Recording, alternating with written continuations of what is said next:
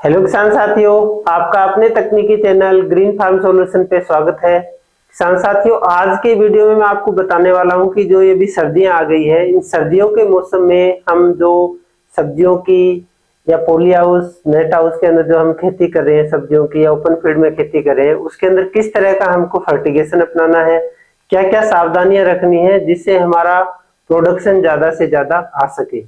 तो इसी कड़ी में जैसा आप मेरे पीछे देख रहे हैं, सबसे पहला काम अगर आप पॉली हाउस या नेट हाउस है तो सबसे पहला काम आपको ये करना है कि उसकी सीट क्लीन करनी है।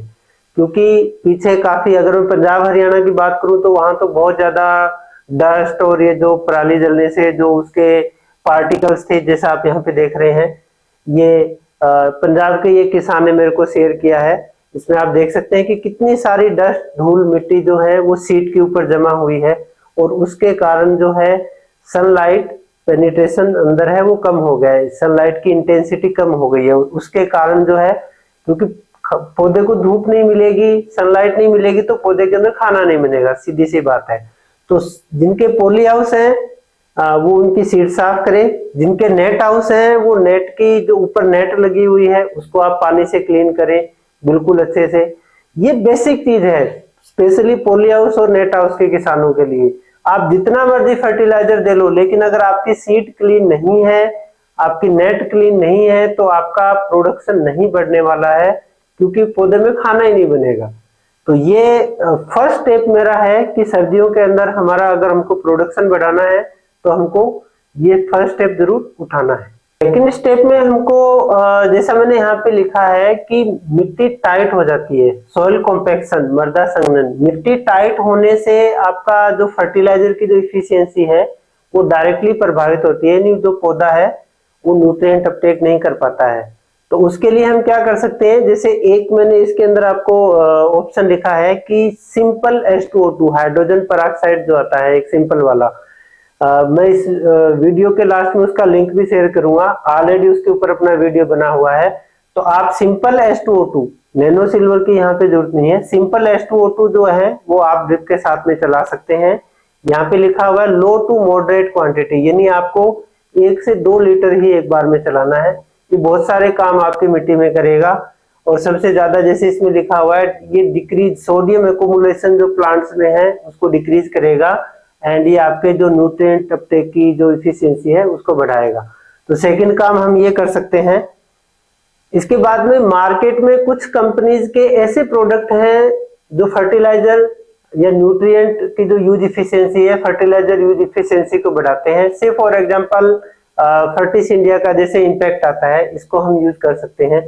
ये आपकी न्यूट्रिएंट यूज इफिशियंसी को तो मैक्सिमाइज करता ही करता है, उसके साथ में बहुत सारे और काम भी ये मल्टीपर्पज काम है। इसका मैं अलग से एक आपको वीडियो बनाऊंगा। इसके अंदर अब क्योंकि अभी हम चर्चा कर रहे हैं कि हमारा सोइल कॉम्पैक्शन कम हो, न्यूट्रिएंट यूज इफिशियंसी बढ़े, तो उसके अंदर मार्केट में जो इस तरह के प्रोडक्ट आ रहे हैं आप उनका यूज कर सकते हैं। इसकी जो डोज है जनरली ड्रिप इरिगेशन के अंदर हम 1 लीटर ले सकते हैं। अगर आप ओपन में फ्लड इरिगेशन में सब्जियां लगा रहे हैं तो वहां पे आप 2 लीटर प्रति एकड़ इसको डाल सकते हैं। मिट्टी का जो टेम्परेचर है जिसको हम सॉइल टेम्परेचर कहते हैं, ये बहुत ज्यादा प्रभावित करता है हमारे न्यूट्रिएंट अपटेक को। क्या करता है स्पेशली, अगर आप इसके अंदर देखेंगे कि जो कैटायन एक्सचेंज कैपेसिटी हमारी सॉइल की होती है वो, और जो पोषक तत्वों को अवशोषित करने की क्षमता है वो कम हो जाती है। तो इसलिए हमको सॉइल का जो टेम्परेचर है उसको भी मेंटेन करना है। तो इसके लिए हम क्या क्या ऐसे उपाय कर सकते हैं। सोइल टेम्परेचर मेंटेन करने के लिए हम जो है जैसे मैंने यहाँ पे लिखा है कि सिंचाई इरिगेशन कर सकते हैं। इसके अलावा मल्चिंग, आप प्लास्टिक मल्च है या ऑर्गेनिक मल्च आप यूज कर सकते हैं, जुताई की सहायता से उसको मैनेज कर सकते हैं, ये ध्यान में रखें। मिट्टी का टेम्परेचर यहाँ पे मैंने क्लियर कट लिखा है, अगर 13 डिग्री से नीचे आता है तो अमोनियम और नाइट्रेट वाले जो उर्वरक हैं उनका जो अपटेक है वो ऑलमोस्ट 0 हो जाता है, और फास्फोरस का जो अपटेक है वो 70% तक रिड्यूस हो जाता है। 70% का मतलब है कि आप अगर 3 किलो कोई फास्फेटिक खाद दे रहे हो तो सिर्फ पौधा उसको 1 किलो ही उसके बेस पे ले रहा है। तो इतना इफेक्ट पड़ता है सोइल टेम्परेचर का। तो हमको सोइल टेम्परेचर कैसे मैनेज करना है ये हमको देखना है। इसके बाद में सोइल मॉइस्चर, ये बहुत सारे किसान ये गलती करते हैं, खाद देना है साहब और खाद देना है तो क्योंकि पानी भी देना है, इसलिए मैंने इसको बहुत बड़े बड़े में लिखा है कि खाद देना है इसलिए हमको पानी देना है। पानी की जरूरत नहीं है फिर भी हम उसके अंदर पानी देते जा रहे हैं देते जा रहे हैं, और उसका जो रिजल्ट ये होता है कि हमारा जो हवा और पानी का अनुपात है वो बिगड़ जाता है। हवा पानी का अनुपात बिगड़ते ही आपकी पानी ज्यादा होने से जो न्यूट्रिएंट अपटेक है वो कम हो जाता है, पौधे की जड़ें सांस लेती है, उनको हवा नहीं मिलती, पौधे की जड़ें गल जाती है। बहुत सारे ऐसे फोटो आ रहे हैं अभी मेरे पास में। तो इसलिए ये खास ध्यान रखें कि आपको मिट्टी की नमी कितनी है उसके हिसाब से आपको पानी देना है, और जब पानी देना है उसी के साथ फिर हमको फर्टिगेशन करना है। ऐसा नहीं है कि आज साहब खाद देने का दिन है तो खाद दे रहे हैं, वो खाद देंगे तो पानी भी देना पड़ेगा। जब तक पानी की जरूरत नहीं है तो खाद की जरूरत कैसे होगी। प्लांट के अंदर अगर आप ये सोचो कि पौधा जब पानी अपटेक नहीं कर रहा तो खाद अपटेक कैसे कर लेगा, खास करके मैं सर्दियों की कंडीशन की बात कर रहा हूं। तो इसलिए हमको प्रॉपर मॉइस्चर मेंटेन करना बहुत जरूरी है। आप 2 दिन का गैप दे सकते हो, 3 दिन का गैप दे सकते हो फर्टिगेशन में, 4 दिन का गैप दे सकते हो। ये डिपेंड करता है कि आपका मौसम कैसा है, आपकी मिट्टी कैसी है, उसके हिसाब से आप उसमें इरिगेशन करें और उसी के हिसाब से फर्टिगेशन करें। इलेक्ट्रिकल कंडक्टिविटी, बहुत सारे किसान हैं 8 किलो खाद 1 एकड़ में दे रहे हैं, 10 किलो खाद एक साथ उठा के 1 एकड़ में दे रहे हैं। उससे होता यह है कि हमारे जो प्लांट का जो रूट जोन है वहां का जो ईसी है वो बढ़ जाता है, और ईसी बढ़ते ही जो हमारा पौधा है उसके अंदर रिवर्स जिसको कहते हैं सिस्टम उसका रिवर्स हो जाता है। रिवर्स यानी जहां पौधे के अंदर पानी जाना चाहिए था वहां जाने की बजाय वो पौधे से वापस मिट्टी के अंदर आ जाता है। तो ये हमको इलेक्ट्रिकल कंडक्टिविटी को ध्यान में रखते हुए कि आप कौन से खाद दे रहे हो, कैसी क्वालिटी की खाद दे रहे हो, उसके हिसाब से उसकी क्वांटिटी आपको देनी है।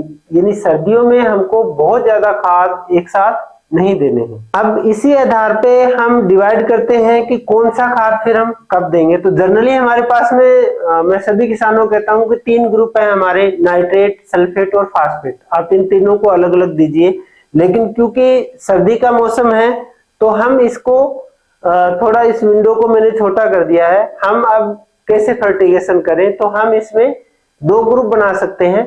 फास्फेट और सल्फेट ऑलमोस्ट कंपेटेबल है आपस में, तो हम फास्फेट और सल्फेट को एक साथ दे देंगे और नाइट्रेट को जो है हम अलग से दे देंगे। अब फिर हमारे पास में नाइट्रेट में क्या आ गया, कैल्शियम नाइट्रेट है 13045 है। फिर आप कहोगे कि साहब मैग्नीशियम कहाँ गया, तो मैग्नीशियम या तो आप मैग्नीशियम सल्फेट जो है उसका हम स्प्रे कर सकते हैं सर्दियों में, ड्रिप से देना जरूरी नहीं है, या फिर आप मैग्नीशियम को एक दिन अलग से दें क्योंकि वो इनके साथ में मैग्नीशियम हम नहीं मिला सकते हैं। या फिर एक सबसे बेस्ट ऑप्शन है कि आप जो मैग्नीशियम नाइट्रेट खाद फर्टिलाइजर आता है आप उसका यूज कर सकते हैं। तो जो हम जहाँ पे ए बी सी 3 कैटेगरी, अब हमारे पास में 2 कैटेगरी में रह गई है। तो हम इस तरह से जो हमारा सर्दियों में फर्टिगेशन है वो कर सकते हैं। अब कुछ कंपनीज के ऐसे भी फर्टिलाइजर आ रहे हैं जिनकी फर्टिलाइजर यूज इफिशियंसी ज्यादा है और उनका पीएच कम है, उनके अंदर ट्रेस एलिमेंट्स भी होते हैं, और साथ के साथ में वो जो है हमारे उनका प्लांट के अंदर जो न्यूट्रिएंट जो अपटेक होता है वो भी ज्यादा होता है। तो ऐसे फर्टिलाइजर भी हम जो है खास करके, वैसे तो आप इनको कभी भी देंगे बहुत अच्छी बात है, लेकिन स्पेशली अगर सर्दियों में के अंदर आप इनका यूज करेंगे तो ज्यादा बेटर रहेगा, क्योंकि हमको खाद की क्वांटिटी भी ज्यादा देनी है। ऐसे में अगर हम जनरल फर्टिलाइजर देंगे तो वो आपकी कहीं ना कहीं ईसी और पीएच को मिट्टी को बढ़ाएंगे। तो लो पीएच वाले कम ईसी वाले जो प्रोडक्ट है, जो क्लोराइड फ्री है, साल्ट फ्री है, उनको हम यूज कर सकते हैं। जैसे इसके अंदर खूब सारी कैटेगरी आ रही है, 114411 है, 1919, 151530, इन सबको हम दे सकते हैं। तो यहाँ पे आपका 1 या 2 फर्टिलाइजर से ही काम हो जाएगा। इतने सारे जो हम फर्टिलाइजर मिला रहे थे वो मिलाने की जरूरत नहीं है, आपको 0050 भी देने की यहाँ पे जरूरत नहीं है, क्योंकि सर्दियों का मौसम है तो प्लांट को थोड़ा नाइट्रोजन भी ज्यादा चाहिए ताकि पौधे की ग्रोथ हो। तो आप देखेंगे इन सब के अंदर एक बैलेंस अमाउंट में नाइट्रोजन भी है। तो आपकी पौधे की स्टेज के हिसाब से आप इनके अंदर से 2 या 3 फर्टिलाइजर का चुनाव करके उनको एक साथ दे सकते हैं। से फॉर एग्जांपल अभी मान लो आपकी फ्रूट हार्वेस्ट हो रहा है या फ्रूट डेवलपमेंट स्टेज है और फ्रूट हार्वेस्ट भी हो रहा है, तो ऐसे के अंदर हम जैसे 16-8-32 है ये दे सकते हैं, 15-15-30 है ये दे सकते हैं, क्योंकि यहाँ पे हमारी जो फास्फोरस की पूर्ति है वो भी हो रही है, लगभग इतना ही फास्फोरस चाहिए, तो इन दोनों को हम देके वो पूरा कर सकते हैं। हमारा पौधा ग्रोइंग फेज में है, थोड़ा फास्फोरस ज्यादा चाहिए तो हम 11-44-11 और 15-15-30 इन दोनों को एक साथ में दे सकते हैं, 2 या 3 हमें दे सकते हैं। हमारा फ्रूट हार्वेस्टिंग जैसे टमाटर वगैरह में या मिर्ची के अंदर हमारा हार्वेस्टिंग स्टेज आ रही है, तो वहां पे फिर हम 80-44, 15-15-30 ये दे सकते हैं। तो इस तरह से हम इनको कंबाइन करके आपस में दे सकते हैं, ये जो न्यू केमिस्ट्री के फर्टिलाइजर हैं इनको। इसके अलावा कुछ फर्टिलाइजर भी नए आए हैं, ऑलरेडी मैंने कुछ किसानों को इसके बारे में बताया भी है, बहुत सारे किसानों ने इनको यूज भी किया है, जैसे कैल्शियम थायोसल्फेट है और एक पोटेशियम थायोसल्फेट है। अभी कैल्शियम का हमारे पास में एक इश्यू आ रहा था कि उसको हम, जैसे कैल्शियम नाइट्रेट है तो ये जनरली किसी के साथ में मिल नहीं रहा था और हमको पौधे को कैल्शियम भी देना है, तो ऐसे में हम कैल्शियम थायोसल्फेट को यूज कर सकते हैं। इसके कैल्शियम के साथ साथ और भी फायदे हैं, इसका हम अलग से एक वीडियो बनाएंगे। इसके अलावा पोटेशियम थायोसल्फेट है, ये हम दे सकते हैं, जिसके अंदर 25% पोटास और 17% सल्फर है। इसके अंदर 6% कैल्शियम और 10% सल्फर है। सबसे अच्छी बात है कि ये दोनों आपस में कंपेटेबल है, तो आपका पौधे को सल्फर भी मिल रहा है, आपके पौधे को पोटास भी मिल रहा है और आपके पौधे को कैल्शियम भी मिल रहा है। तो इसको हम ड्रिप से दे सकते हैं 2 से 3 लीटर और 3 से 4 ml आप CTS की स्प्रे कर सकते हैं। अगर आपको पोटास वाले की स्प्रे करने हैं तो 5 से 7 ml पर लीटर वाटर से हम इनका स्प्रे भी कर सकते हैं। अब क्योंकि सर्दियां हैं, हमारा पानी 2 दिन से 3 दिन से ऐसा जा रहा है, तो हम अकेला फर्टिगेशन के भरोसे भी नहीं रह सकते हैं, क्योंकि हमको प्रोडक्शन भी बढ़ाना है। तो ऐसे में हम स्प्रे भी कर सकते हैं। अब स्प्रे के अंदर हम कौन कौन से खाद यूज कर सकते हैं, क्योंकि इतने सारे स्प्रे हो जाते हैं कि सारा दिन टंकी उठा के ही चलना पड़ता है। तो इससे बढ़िया है कि हम यहाँ पे इनको भी हम 2 कैटेगरी में डिवाइड कर लें। एक में जो हमारे खास करके NPK ग्रेड आ रहे हैं या प्लस ट्रेस एलिमेंट्स आ रहे हैं, उनको हम स्प्रे कर सकते हैं हमारी फसल की स्टेज के हिसाब से।